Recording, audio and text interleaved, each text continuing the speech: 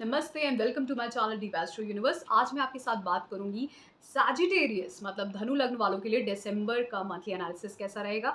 अगर मैं monthly analysis की बात करूं तो पहले मैं ये बहुत क्लियर कर दूं कि कोई भी मंथली एनालिसिस अगर आप देखते हो तो पहले आपको ये पता होना चाहिए कि आपकी महादशा, अंतर्दशा, प्रत्यंतरदशा किन प्लैनेट्स की है और वो प्लैनेट्स क्या रिजल्ट दे रहे हैं।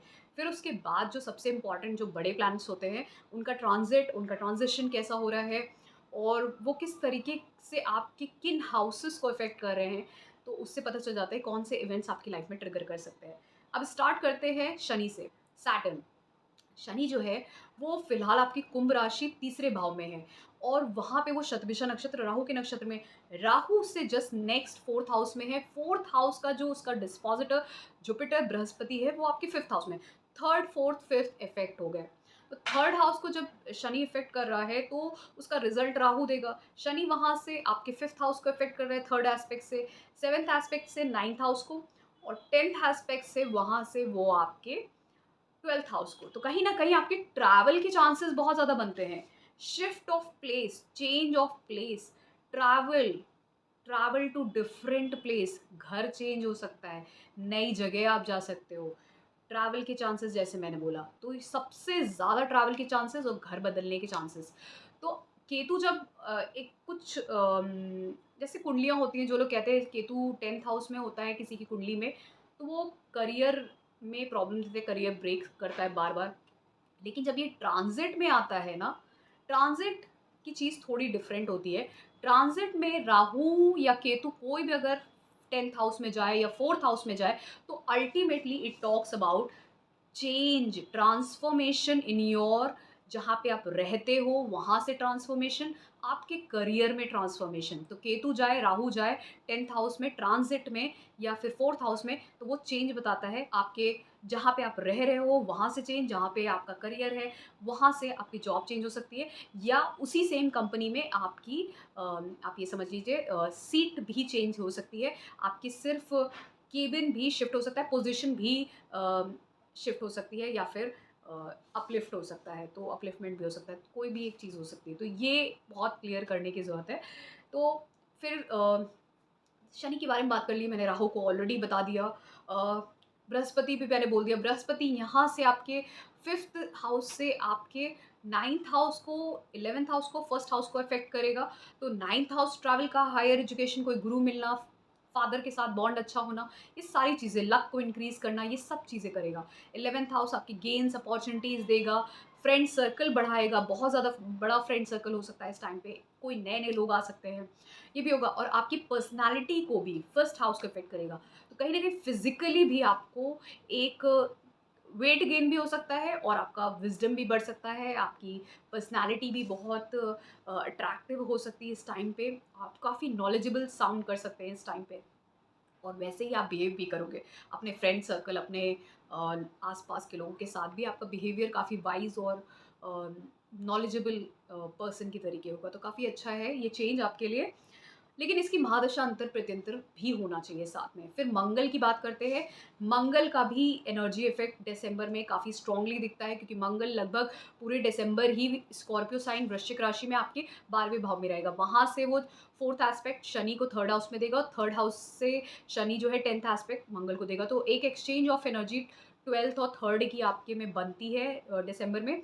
तो इसमें आपके चांसेस बनते हैं कि आप कहीं फॉरेन ट्रैवल करो, ट्रैवलिंग के, या शिफ्ट करो, या आपकी किसी एमएनसी में जॉब भी लग सकती है, खासकर डिजिटल मीडिया वाले सॉफ्टवेयर इन सब कंपनीज में, जैसे मैंने बोला, ये सारे चांसेस हो सकते हैं। या आपके भाई बहन के बीच में, सिबलिंग्स के बीच में लड़ाई झगड़ा भी हो सकता है, या उनकी वजह से आपको लॉस मनी में, आपके एनर्जी टाइम में भी हो सकता है, ये भी चीज़ें दिखती हैं। तो ट्वेल्थ हाउस का जो मंगल है वैसे तो वृश्चिक राशि में है, तो कहीं ना कहीं आपको वो हेल्प करेगा फॉरेन ट्रैवल करने के लिए, एमएनसीज में जॉब दिलाने के लिए। लेकिन लड़ाई झगड़े का भी कारण बन सकता है, और लड़ाई झगड़ा किससे होगा? सिबलिंग्स के साथ हो सकता है। और नहीं हुआ तो उसका एक एस्पेक्ट आपके स्पाउस के सेवन्थ हाउस पे भी जाता है और सिक्स्थ हाउस पे भी जाता है। तो आपके जो मटर्नल फैमिली है उनके साथ, या डेली रूटीन के जो आसपास लोग होंगे आपके काम करने वाले, वहाँ पे भी लड़ाई झगड़ा हो सकता है। स्पाउस के साथ भी, बिजनेस पार्टनर्स के साथ भी। तो ये जो लड़ाई झगड़ा है उससे बच के रहना है, आर्ग्यूमेंट्स और फाइट्स से बाकी इसको यूटिलाइज़ करेंगे तो आपको फ़ॉरेन जाने की अपॉर्च्युनिटीज़ एमएनसी में टेक्निकल या इंजीनियरिंग फ़ील्ड में वहाँ पे आपके चांसेस बन जाते हैं। फिर बात करते हैं बुध की। बुध जो है वो पूरा धनु राशि में आपके फर्स्ट हाउस में ही रहने वाला है लगभग दिसंबर, और फिर वो रेट्रोग्रेड मतलब वक्री होके 12th हाउस में चला जाएगा। तो 28th दिसंबर को, तो लगभग वो धनु राशि में ही रहने वाला है। तो धनु राशि में जब तक कि बुध रहेगा तो ये आपके लिए अच्छा ही इफ़ेक्ट देगा, क्योंकि अल्टीमेटली जो धनु राशि में जब बुध है, तो बुध की जो अपनी राशियाँ हैं जेमिनी मतलब मिथुन राशि, वर्गो मतलब कन्या राशि, वो 7th हाउस सप्तम भाव और दसम भाव 10th हाउस में आती हैं। तो उसका जब लॉर्ड आपके फर्स्ट हाउस में जाएगा तो कहीं न कहीं आपकी बिज़नेस अपॉर्च्युनिटीज़, करियर में नई अपॉर्च्युनिटीज़, वहाँ पे कुछ आप इंडिपेंडेंटली कर सकते हो अपने करियर में, अपने बिज़नेस में। और इवन अगर आप शादी के लिए ढूँढ रहे हो तो वो भी कोई आपको मिल सकता है from your work environment only. तो ये सब चीज़ें होने के चांसेस बनते हैं। इसको यूटिलाइज़ करेंगे तो वो चीज़ ट्रिगर भी हो सकती है अगर वो टाइम भी चल रहा है आपका महादशा के अकॉर्डिंग। तो ये था मेरा बुध का। तो बुध के बाद बात करते हैं सूर्य की। सूर्य जो है सन की बात करें तो सन जो है लगभग अ, आधा स्टार्टिंग फर्स्ट हाफ जो है दिसंबर का वो स्कॉर्पियो साइन आपके 12th हाउस में रहेगा, और नेक्स्ट जो सेकंड हाफ है वो धनु राशि में सैजिटेरियस में रहेगा। तो जब तक कि 12th हाउस में रहेगा तो वो 12th हाउस की एनर्जी में जब वो रहेगा सन, तो कहीं न कहीं आपको जो है आपको स्पिरिचुअलिटी पे ध्यान देना है, आपको अपने ऊपर फ़ोकस करना है, कहीं न कहीं आपको थोड़ा स्पिरिचुअल होना है इस टाइम पे, वरना लॉस ऑफ एनर्जी हो सकती है, ईगो क्लैशेज़ हो सकते हैं लोगों के साथ, मनी का लॉस भी उसमें हो सकता है, और आपको अगर आप अपने ईगो को कंट्रोल रखते हैं, तो बहुत सारी चीज़ें, फाइट्स, ये लिटिगेशंस इसमें बच जाएँगे अगर आप। लेकिन अगर आप इस एनर्जी को ईगो क्लैश करके फाइट करना लोगों के साथ अननेसेसरी का अम, डिबेट करना, ये आपको ट्रबल क्रिएट कर सकता है। फिर वहाँ पे आपको आप देखोगे कि आपकी एनर्जी, टाइम और मनी का लॉस हो रहा है लोगों के साथ सिर्फ़ जस्ट फाइट करने का। तो इसको स्पिरिचुअली इस एनर्जी को यूज़ करो। आप इस टाइम पे थोड़ा स्पिरिचुअल हो जाओ, चैरिटी वर्क करो तो ज़्यादा बेटर रहेगा। लेकिन ये इसकी महादशा अंतर या प्रत्यंतर चलना चाहिए तभी ये इफ़ेक्ट होता है। फिर बात करते हैं जब सूर्य आपका फर्स्ट हाउस धनु राशि में आ जाएगा, सेकंड हाफ ऑफ दिसंबर में, तो वहाँ पे आपके लिए अच्छा होगा। कहीं न कहीं आपका ईगो और प्राइड बढ़ेगा, और वो जो ईगो और प्राइड आपकी पर्सनैलिटी में बढ़ेगा वो कोई नेगेटिव नहीं है, it's actually positive. The only thing is फिर भी मैं ये बोलूँगी ये एनर्जी बहुत पॉज़िटिव है, और उसकी वजह से आपके अंदर कोई लीडरशिप क्वालिटी आ सकती है। किसी वजह से ये होगा, अगर कोई अच्छा पॉज़िटिव चेंज आपकी लाइफ़ में होगा, जिस वजह से इस ये एनर्जी, ये लीडरशिप क्वालिटी आपके अंदर डेवलप कर सकती है। प्राइड और किसी वजह से अगर इसकी महादशा अंतर्य प्रत्यंतर चला होगा। तो जैसे मैंने बोला जब भी फर्स्ट हाउस में सूर्य होता है, ये कहीं न कहीं आपको वो लीडरशिप क्वालिटी भी देता है, वो आपको हमेशा आपकी विल पावर, आपकी स्ट्रेंथ को भी बढ़ाता है, और कहीं न कहीं आप इनिशिएटिव ले सकते हो अपनी लाइफ़ में। तो वो जो एनर्जी है, वो एनर्जी आपकी 7th हाउस पे भी जाएगी, आपके बिज़नेस पार्टनर्स और आपके स्पाउस, उन पे भी वो एनर्जी का इफ़ेक्ट रहेगा।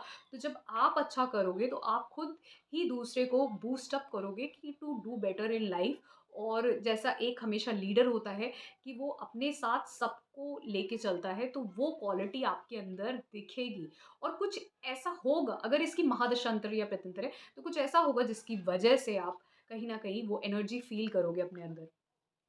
फिर बात करते जुपिटर के बारे में मैंने बता ही दिया था। शुक्र की बात करते हैं, शुक्र लिब्रा साइन 11th हाउस में रहेगा। लगभग वो पूरा दिसंबर ही लिब्रा राशि में ही रहने वाला है, तुला राशि में, लिब्रा साइन में 11th हाउस में। तो इसकी जो दूसरी राशि है टॉरस साइन, वो 6th हाउस में आती है। 6th हाउस का लॉर्ड जब 11th हाउस में जा रहा है तो कहीं न कहीं गेन्स अपॉर्च्युनिटीज़ आपको करियर में ये दे रहा है। डेली रूटीन जॉब 9 टू 5 की जो होती है ना, उसकी बहुत सारी अपॉर्च्युनिटीज़ और चांसेज़ आपके पास आ सकते हैं। इसकी महादशा अंतर या प्रत्यंतर चल रहा होगा। लेकिन उसके अलावा जो चीज़ थोड़ा-सा आपको ट्रबल कर सकती है वो ये है, हो सकता है आपके सोशल सर्कल, जो आपका फ्रेंड सर्कल है, उसमें आपके फाइट्स हो जाएँ अननेसेसरी की थोड़ी बहुत लड़ाई-झगड़ा, या फिर आपके बड़े भाई-बहन के को कुछ बीमार पड़ जाएँ या कुछ ऐसा भी हो सकता है। या बड़े भाई-बहन के साथ ही आपका थोड़ा बहुत लड़ाई-झगड़ा हो जाए, लेकिन अल्टीमेटली क्योंकि शुक्र अपनी ही राशि में है और उसकी छठे घर की राशि भी, तो ये आपको ज़्यादातर तो चांस ये दे रही है कि आप कॉम्पिटिटिव एग्ज़ाम या किसी इंटरव्यू के लिए अगर आप ट्राई कर रहे हो, तो उसमें आपको हेल्प करेगी, या किसी आप कोर्ट केस या लिटिगेशन में थे, तो वहाँ से भी आपको गेन्स और बहुत सारे अपॉर्च्युनिटीज़ दे देगी। मतलब ultimately you will be successful out of those difficult situation जो 6th हाउस क्रिएट कर रहा है लिटिगेशन और फाइट्स देके।